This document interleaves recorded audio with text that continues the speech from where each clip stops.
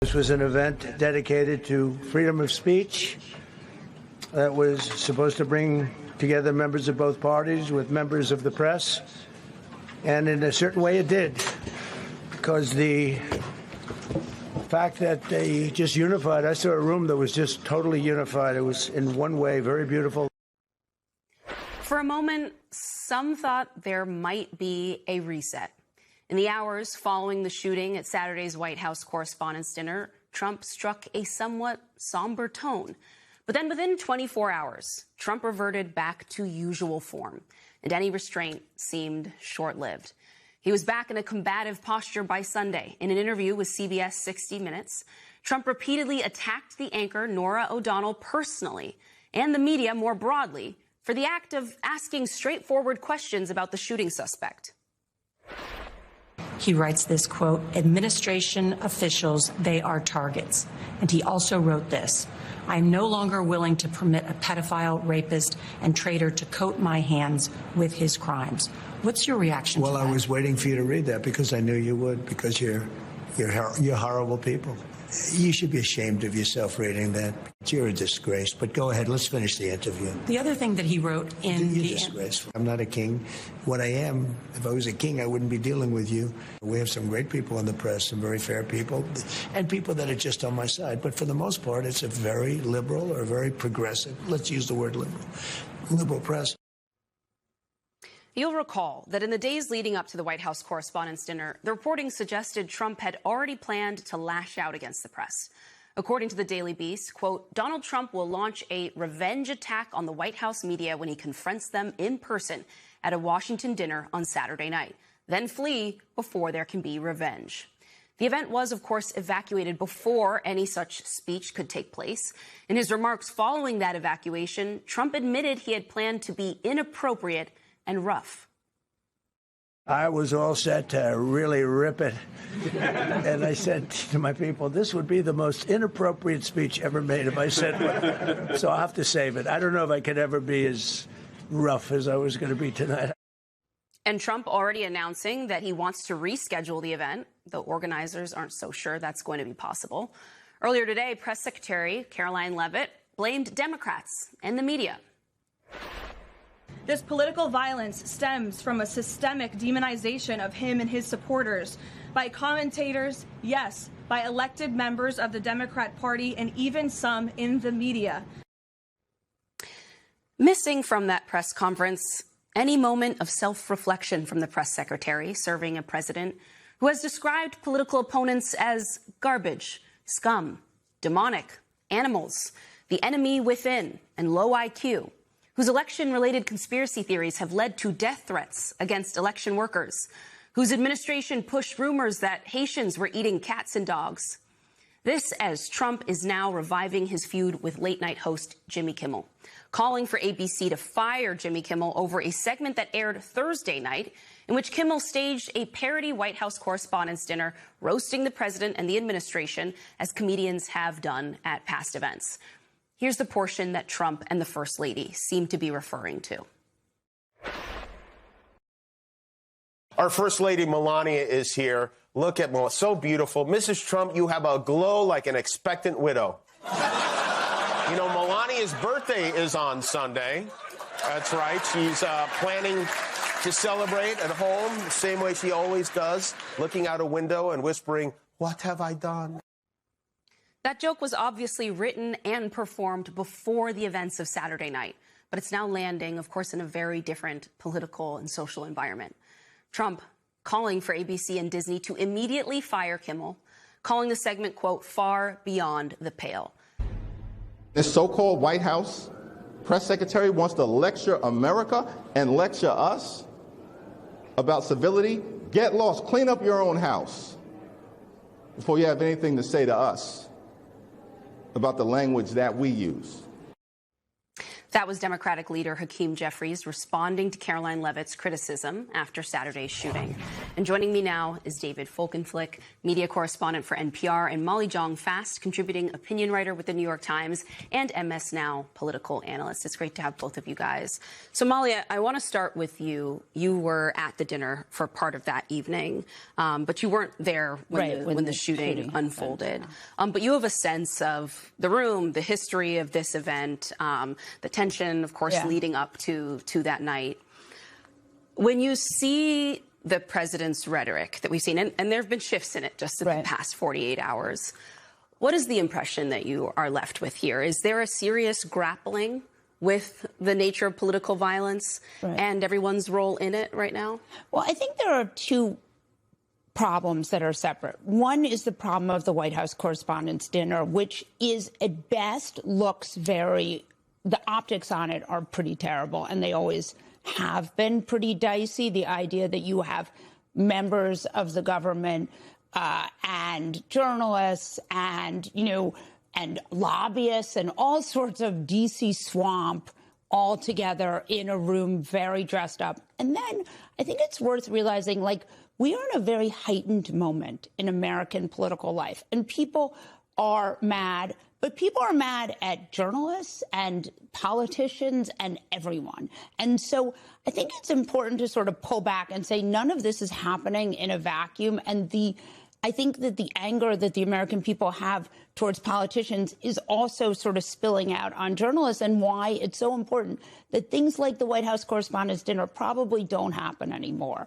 And that, we raise that money for those scholarships in other ways, because I think that as much, our job is to cover these people. And at this moment, it really needs to be as clean as possible. And I think that even just the mere optics of the dinner are so distracting. And I think they really undermine the fundamental premise of what we're supposed to be doing. I understand. You and I talked yesterday when I think so many people were still in shock. I was sitting with Eugene in our D.C. bureau, who was there and who also has poured so much of himself into planning this dinner, into mentoring young journalists, into the incredible things that this dinner is supposed to represent, that people want it to be. But there is this tension right now between what we want it to be, what it traditionally has felt like, and just the reality of the moment that we're all living in. David, for you, how have you processed the imagery, the symbolism of that night? One of the things Molly pointed out to me yesterday was just that there is the gratitude, of course, everyone is safe, but there is also the reality, too, that we as journalists, we've covered so many shootings at which poor school children in Uvalde didn't have Secret Service people leaping over tables to rescue them. And we and our colleagues did. And I guess after you see and you experience and you understand something like this, what obligation do we have as an industry, as a profession, moving forward? Well, there's a lot of jumbled emotions. I don't think we have to create a hierarchy of tragedies to acknowledge both the terrible anguish one feels, even unrelated to what happened to folks at Uvalde or at other school shootings or other mass shootings, as well as acknowledging the terror and the terribleness of what occurred on Saturday night. I was not present. I don't think we've seen the president fully grapple with what it is to be engaged in political rhetoric, which is in some ways inciting or affirming the idea of violence, or at least violent political rhetoric as part of everyday norm in public life. I think there is something to what Molly's talking about with the question of this very event. I haven't gone in over 2 decades. I don't blame those who do. I think it can be useful as well as fun. But I do think that there's a time where there's a lack of trust in the elites in American society, sometimes so-called elites, sometimes actually, but powerful figures in media and commerce and business and entertainment and politics, the highest level of politics altogether on this night. One was desperately hoping and gratified that there would be no actual violent acts occurred, and the one officer who was shot was protected by his protective gear, as we understand. But This is a moment where I think, it would be useful for rhetoric to be ratcheted down in all parts. And yet the idea that somehow some columnist somewhere, some blogger, somebody on Substack, somebody on cable news, on any of the networks, whatever flavor or variety you like, is responsible for this seems to me to be wide of the mark. I just think that there's far too much violent political rhetoric in public life right now. And I think it's become very accepted in kind of the conversational vernacular of podcasting and blogging and posting online and, getting things viral on TikTok and everywhere else. And at the same time, you've seen that filter down from the top and top echelons of government. And I think that I don't know that I blame that for what occurred Saturday night, but I sure would feel a lot more comfortable if the people in prominent positions in all of these institutions would behave themselves in a way one would want to see emulated rather than avoided. Well, speaking of some of those implications and people in prominent positions, Molly, I want you to listen to some of Acting Attorney General Todd Blanche's remarks earlier, implying the reporters critical of the president may have a role here in all of this. Many people in this room, if we're going to be honest about it, have done it as well. They're just as guilty as a lot of people on X. When you have reporters, when you have media just being overly critical and calling the president horrible names for no reason and without evidence, without proof, it shouldn't surprise us that this type of rhetoric takes place. Molly, are the people in that room, the reporters we know and we work with, are they just as guilty as a lot of people on X? I mean, we're at the very beginning of this investigation in the first place. I mean, there are so many problems here. I mean, one is that we do have a First Amendment, and the idea that speech is somehow violence is, pretty nutty. And remember, we're in a country that has a major mass shooting and gun problem. So, that would be where I would start if I wanted to stop violence. That seems like a very easy one. But the second thing I would say is, he is standing next to a woman who was a host on Fox News, okay?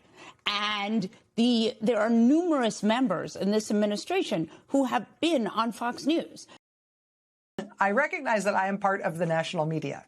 So therefore, I am a little self-conscious about the fact that the national media has really been sucking its thumb on this story and hasn't much caught on to it yet. The national media has been really behind on this story. But local media have been taking notice of these fights everywhere they're happening. And local media everywhere this weekend took notice of these protests that happened in more than 180 different locations all over the country. And I'm just telling you right now, file this for future reference. Someday, when this signature sort of landmark turn against the Trump administration goes down in American history, when somebody in the future, looking back at this time, finally figures out that this was actually a really dramatic and important thing. When sometime in the future, somebody figures out that Donald Trump, when he got back into office, he tried to build himself a huge archipelago of prisons to hold people without trial. And he succeeded in getting Republicans in Congress to give him billions and billions of dollars for it. And his administration really did make all these secret, ominous warehouse purchases all over the country to do this for him. Someday, somewhere, someone in the future is going to marvel at the fact that despite the fact that Trump got back into office after everything about him, despite the fact that he got funding for this thing, despite the fact that they bought these things, somebody in the future is going to marvel at the fact that none of these things ever actually got opened. That Donald Trump did not get his archipelago of prison camps to hold people outside the legal system. And the reason he didn't get it is not because he didn't try hard enough, but because people all over the country stood up and said, no, not here. You cannot do this. We won't let you. You, sir, have a lot of bad ideas. This is the worst one, and we're not going to let you do it in our town. Someday that history will be written about this moment in American history. And when that history is finally written, I can tell you right now, all the footnotes in that history are going to be to Blue Sky posts from local activists and Substack articles from local activists and archived stories from local newspapers and little straight to the point YouTube clips from the local TV news stations we keep being told have all gone away, but they have been covering this even as the national media has fallen down on the job. And so I'll show you some of what I know. Here's Mount Kisco, New York this weekend, protesting this weekend against Trump's ICE prison camps out in the cold and the rain on Saturday in Mount Kisco, New York. Here's Anchorage, Alaska this weekend, where they had signs naming and shaming their Republican members of Congress who voted to fund ICE's expansion. Here's Colma, California this weekend.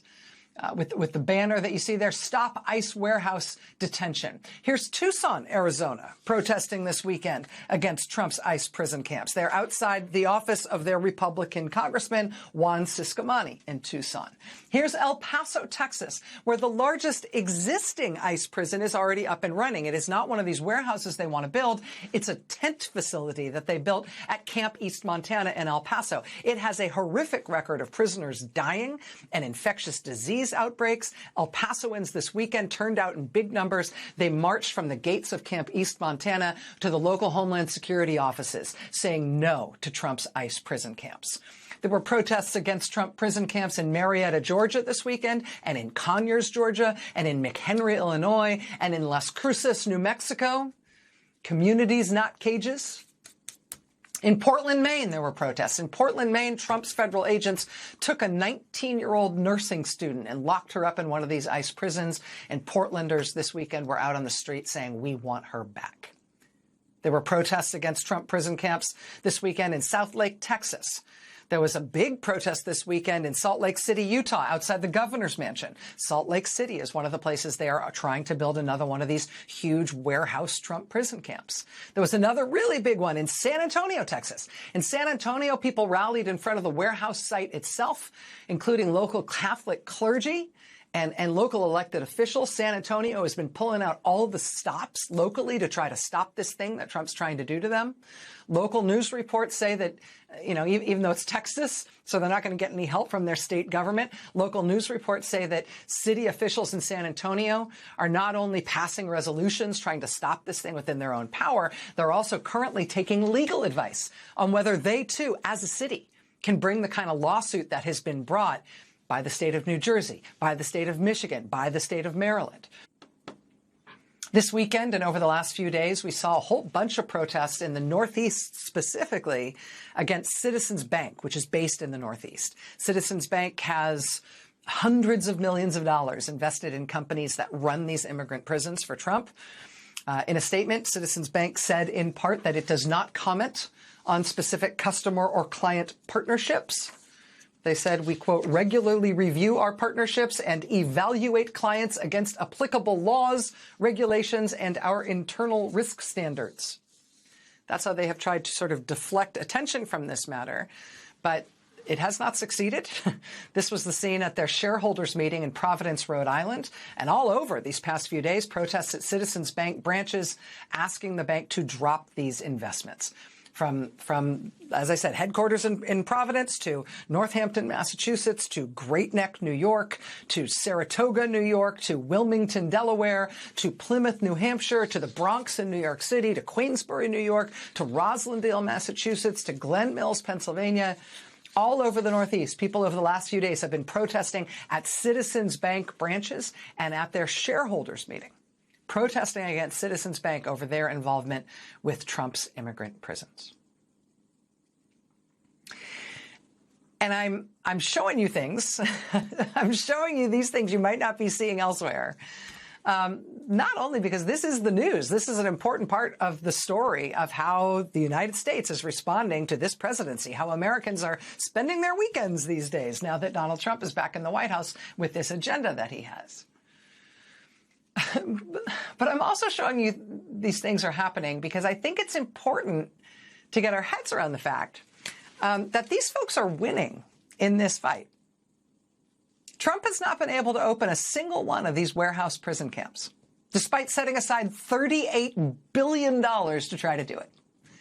They have not yet been able to open a single one of these warehouse prison camps, and I don't know if they ever will.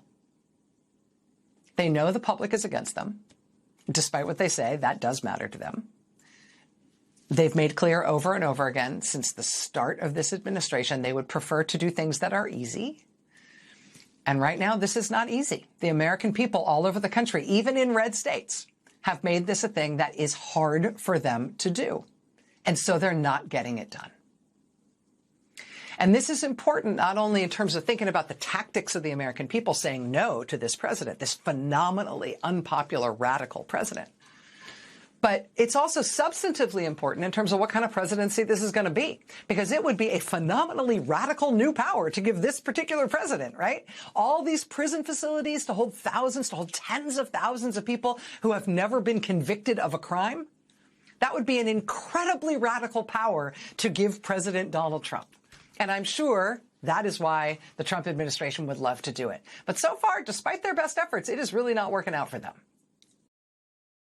Well, at 2:19 p.m. on Saturday, 4 hours before heading to the White House Correspondents' Dinner, Donald Trump became the first president of the United States in history to complain publicly of too much work.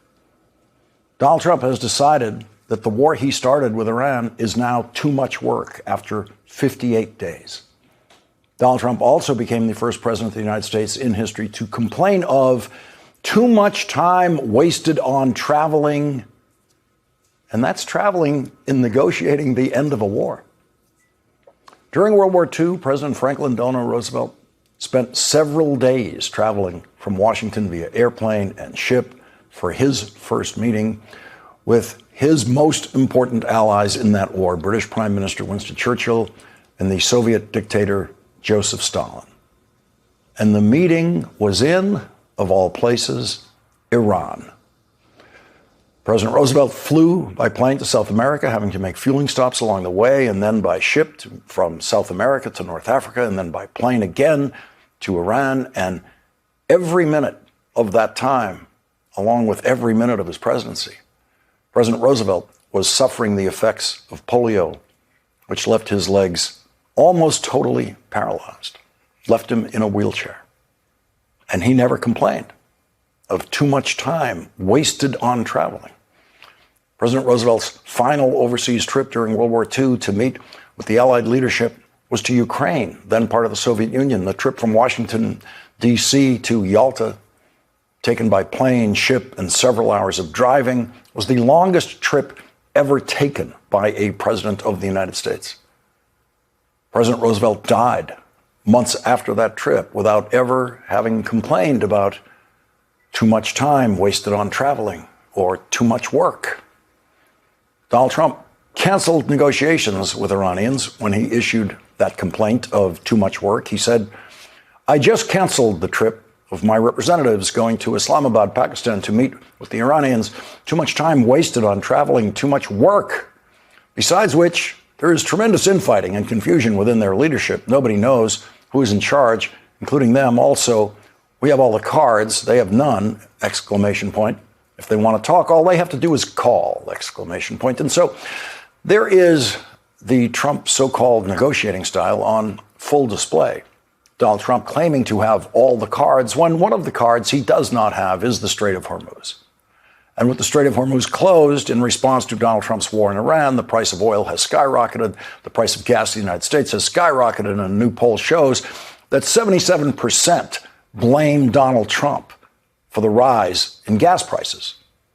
Secretary of State John Kerry negotiated with Iran for years, which ended in a written agreement in which Iran said, quote, "Iran reaffirms that under no circumstances will Iran ever seek, develop, or acquire any nuclear weapons."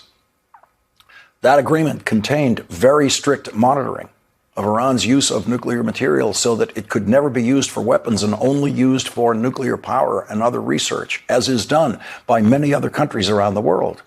And John Kerry never complained of too much time wasted on traveling. John Kerry never complained of too much work. John Kerry and President Obama achieved the greatest diplomatic breakthrough of our lifetimes. John Kerry did that by traveling as much as necessary. President Obama traveled as much as necessary. And by doing the careful work of multi-layered diplomacy and negotiation without ever tweeting empty threats to Iran, without ever tweeting threats of committing war crimes against Iran, which is in and of itself a war crime. At the beginning of Donald Trump's war, German Chancellor Friedrich Merz tried to stay out of Donald Trump's line of fire while sharing the European consensus not to get involved in Donald Trump's war. At the outset, the chancellor refused to criticize Donald Trump's war by saying, now is not the time to lecture our partners and allies. Well, that was then, and this is now. German Chancellor Merz saying Donald Trump has been humiliated. Ich erkenne im Augenblick nicht, welche At the moment, I can't tell what strategic exit the Americans are pursuing, especially since the Iranians are obviously negotiating very skillfully, or perhaps very skillfully refusing to negotiate, and then letting the Americans travel to Islamabad only to send them back without any results. An entire nation is being humiliated by the Iranian leadership, especially by these so-called revolutionary guards. After Donald Trump put out his social media complaint that negotiating with Iranians was too much work, and he was calling it off, he then told reporters this as he was boarding Air Force One. They gave us a paper that should have been better. And interestingly, immediately when I canceled it, within 10 minutes, we got a new paper that was much better. Much better. So there's Donald Trump characterizing a new proposal from Iran as much better. And here is what Donald Trump's Secretary of State, Marco Rubio, said about that much better proposal. If what they mean by opening the straits is, yes, the straits are opened as long as you coordinate with Iran, get our permission, or we'll blow you up, and you pay us, that's not opening the straits. Those are international waterways. They cannot normalize, nor can we tolerate them trying to normalize a system in which the Iranians decide who gets to use an international waterway and how much you have to pay them to use it. And so, as usual, the Iranians are hearing diplomatic chaos from the American side, with Donald Trump saying the offer is much better and Marco Rubio saying the opposite. Donald Trump did not think it was too much work today to meet with someone who, like J.D. Vance, has a very fancy title with absolutely nothing to do. Of course, if Charles were related to Donald Trump, he would refuse to meet with Donald Trump, just as King Charles refuses to meet with his brother because of his brother Andrew's long friendship with the man who was Donald Trump's closest friend for 10 years, sex trafficker and raper of children, Jeffrey Epstein. Hi again, everyone. It's 4 o'clock in New York. America once again forced to grapple and process another frightening incident of potential political violence in our country, as well as big and important questions about how we protect our president. After a gunman was able to get close to Donald Trump for the third time in less than 2 years, this time it was at the White House Correspondents' Dinner. Acting Attorney General Todd Blanche, U.S. Attorney for the District of Columbia, Jeanine Pirro, and FBI Director Kash Patel held a press conference in the last hour about the shooting. Watch.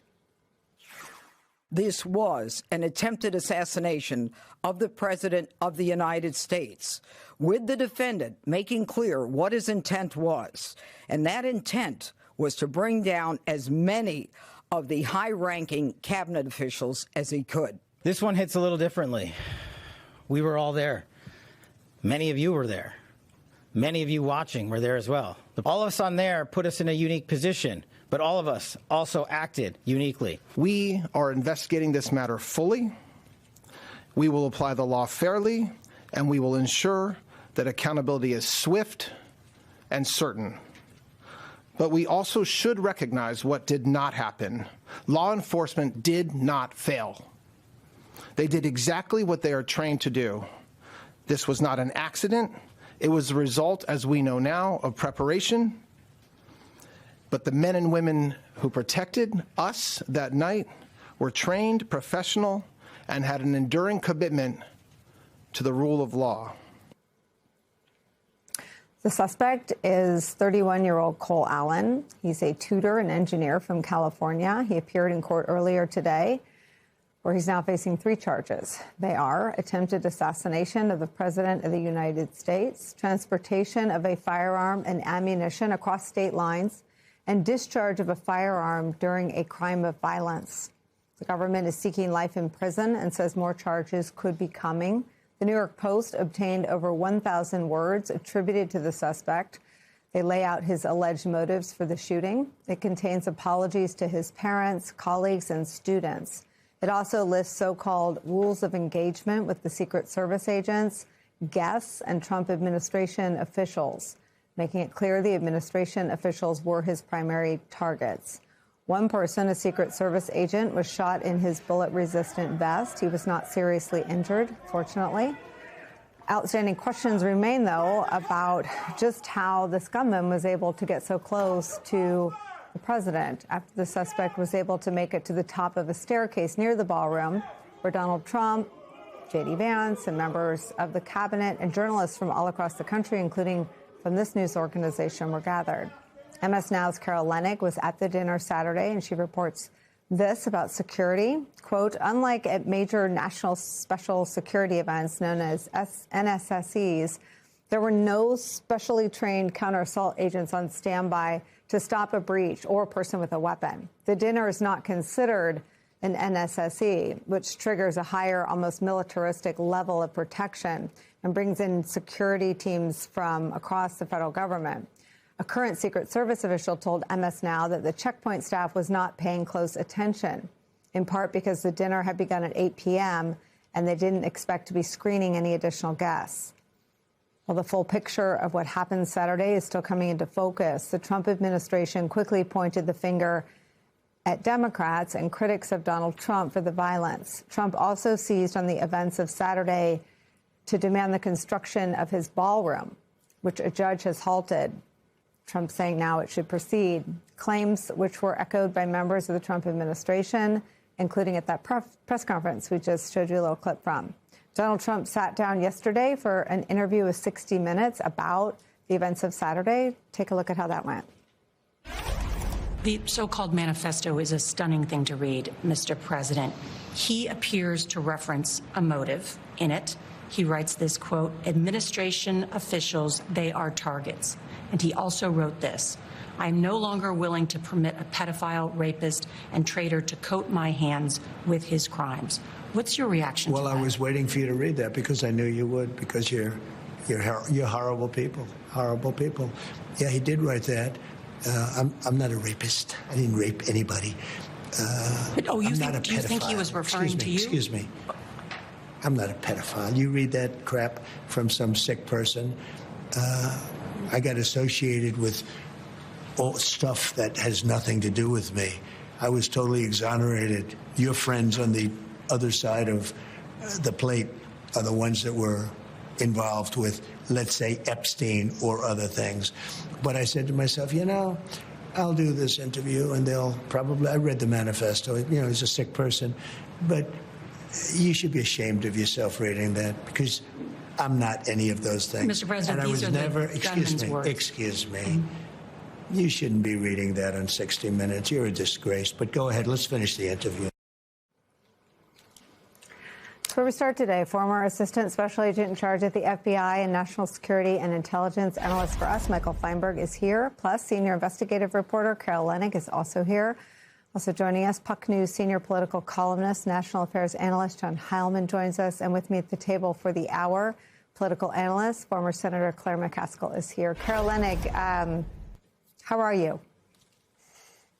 Just fine. I was scared for a few minutes, for sure, when that gunfire was, you know, just beyond the door near our table. But then we got to work. I'm really proud of the MS Now team. People scurried to report in the room, left the room to report. So I'm just fine. Thank you, though.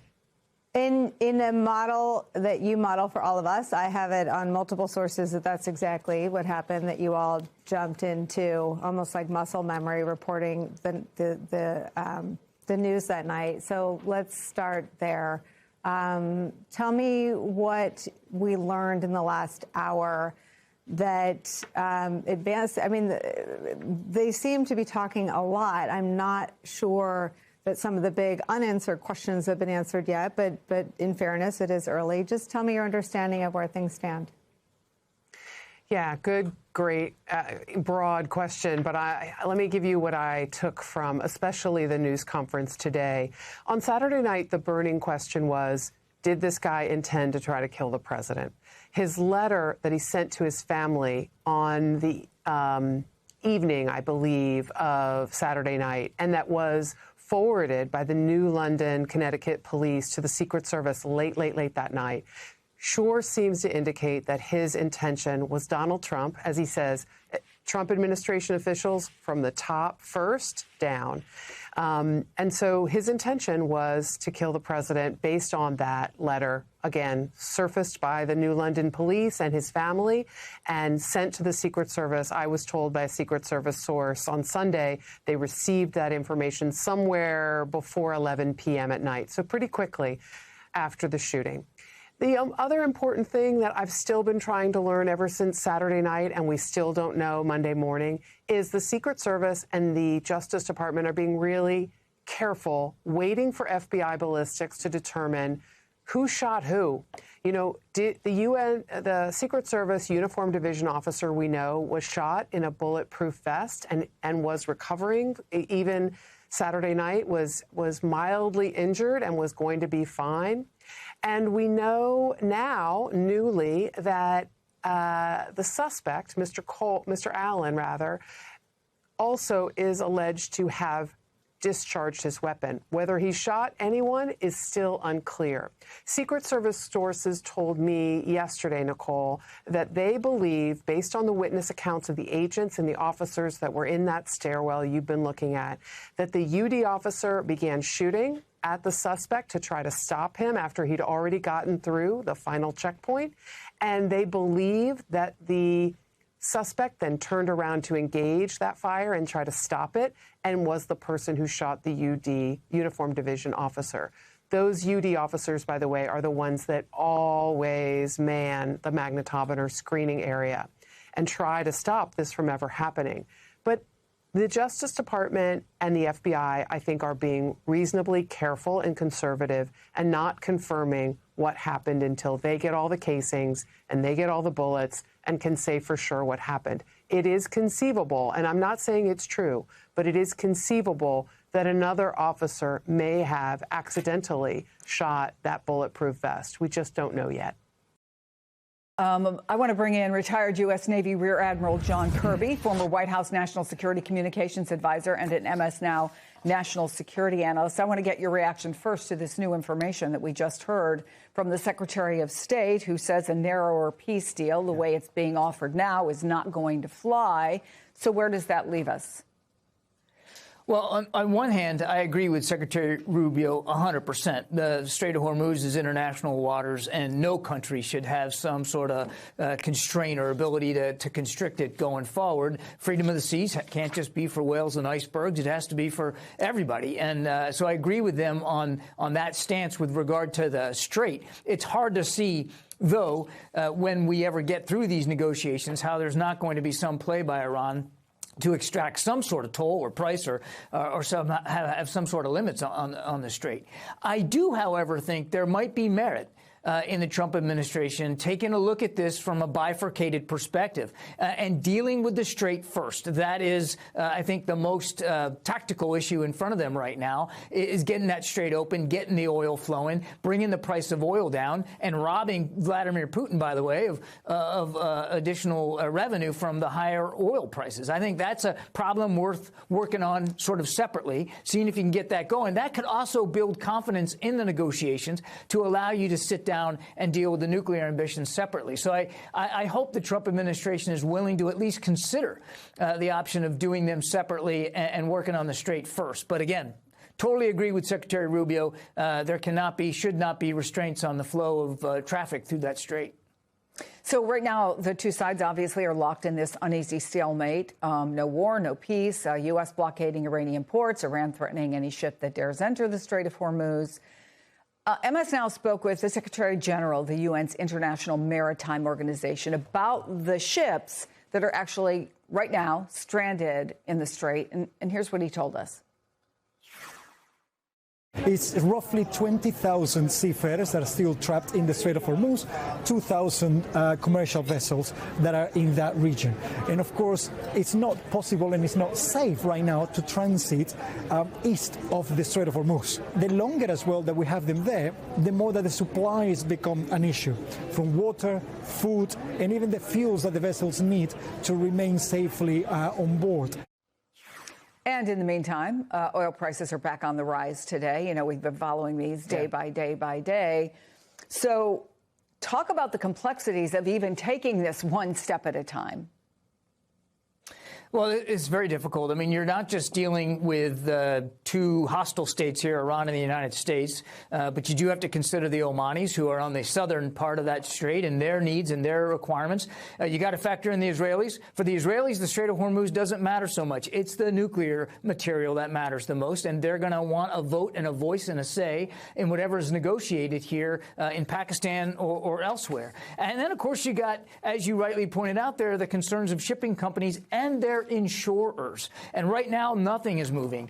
This is a risk-averse industry. They're not going to want to put their ships in that strait until there are a bona fide security apparatus in place that can allow them to do it safely. And in the meantime, of course, not only the world economy is suffering, but the ability of these shipping companies to maintain their ships, their crews, and their safety is very much at risk. Not to mention, you've got U.S. naval forces, actually military forces writ large, but mostly in naval forces, whose readiness is going to start to dip over time. You can't have that much force assembled in the region and just sitting idly by and not exercising, not operating without that readiness going down. And that reduces the commander-in-chief's options going forward. Can I just ask you really quickly, because we are absolutely out of time, what do you make of Vladimir Putin's role in all of this? Look, I think it's probably could be that he might be a third party willingness to accept the nuclear material. That could be, but I think also it could be that they're going after some economic leverage. Mr. Putin's economy is doing well. Iran's economy is doing badly. Iran needs Russia. Russia needs Iran for the war in Ukraine. So it could be that they're looking for some economic relief, or maybe even because they know Mr. Putin has a relationship with Mr. Trump, maybe some diplomatic pressure and leverage from Moscow to see if they can get the Americans to the table. Welcome back. In just hours, the royal red carpet will be rolled out in Washington for King Charles and Queen Camilla, arriving to mark America's 250th anniversary. This visit, which had been announced back in March, now unfolding under a very different security lens after the shooting at the White House Correspondents' Dinner on Saturday, which is raising new concerns about security at high-profile events in the nation's capital. Let's discuss with MS Now senior opinion editor Autumn Brewington, and back with us, MS Now national security analyst Rob D'Amico. Autumn, did this attack this weekend change any of the plans for the King and Queen's visit? So Buckingham Palace and the White House were looking very carefully after Saturday's incident at plans yesterday to see sort of where's the exposure, where are there potential risks. They did not remove any of the public events from the schedule, but they did look at things to see whether there were any concerns or things they wanted to tighten up. So, Rob, with the king arriving under this new cloud, if you were back at the FBI and in the security apparatus, how much did Saturday's breach potentially force security teams to adjust their approach, particularly when it comes to securing protection for a royal? Yeah, I think they're going to relook at it. As, Bobby said last time, reset's a good word. Anytime you have something like that, I remember when I was in the Marines, we had a Vietnam general tell us about, combat, and all he said was complacency kills. And he let us think about that. And when you get complacent, things happen. And a lot of times when you do things over and over and you have the same thing happen, nothing, you get complacent. So I think this event in itself, everyone doing security is going to have all these things on their mind when they're doing it, when they're setting up a checkpoint to come in. Hopefully they're going to look at it and say, wait a second, that guy ran through ours. What can we do to slow that down, give us more time and space to indicate someone has ill intent? How about IDs? Maybe we put some undercover people in the hotel with them that are just walking around observing people and what they're doing, and do they have a bag that may look suspicious? The Secret Service has people at those tables in that dinner doing the same thing. Well, they probably should have had that at the hotel a day or two before, maybe not full security, but people, when you do random things, that's what gets in the way. Anytime crime you look at, is a random patrol, a random no sense of when it's going to happen, really deflects someone's ability to get around and do things. So hopefully that's going to be the intent with these people doing security for the king.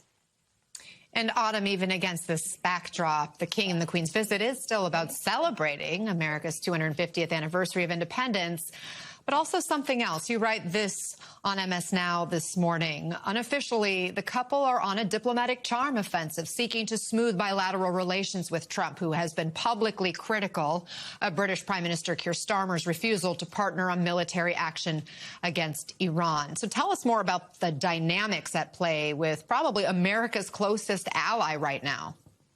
So we've seen from President Trump's social media posts, from his comments, he's a very big fan of the king and the king's late mother, Queen Elizabeth II. He's talked about how his mother loved the queen. He really enjoys being around royalty. When Sir Keir Starmer visited the Oval Office and produced a letter from King Charles inviting President Trump for a second state visit to the UK, which was unprecedented, Trump brightened. So what the British government is trying to do here is basically roll out their biggest asset in terms of diplomatic soft power and try to sort of mend fences with Trump, who has said a lot of critical things about Starmer. He's said he's no Winston Churchill. He's been very unhappy about Britain not being partners on Iran. He's been critical of some trade policies.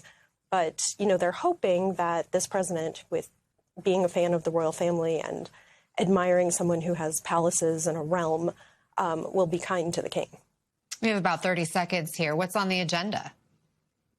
Oh, the agenda is vast. They're going to do a military review, which I think Trump was really impressed looking at troops, like inspecting the troops at Windsor Castle. So he's going to have a troop inspection. They'll also be checking out the expanded White House beehive. Charles is going to address a joint session of Congress, which is only the second time the British monarch has done so. His mother did it in 1991. They will go to lay a wreath at the 9/11 memorial. They're going to visit a national park, and also I think there's a horse racing event, and there will be a tea at the British Embassy. A lot to come in the days ahead. Dinner? And the state dinner, of course. Autumn Brewington, Rob D'Amico, thank you so much.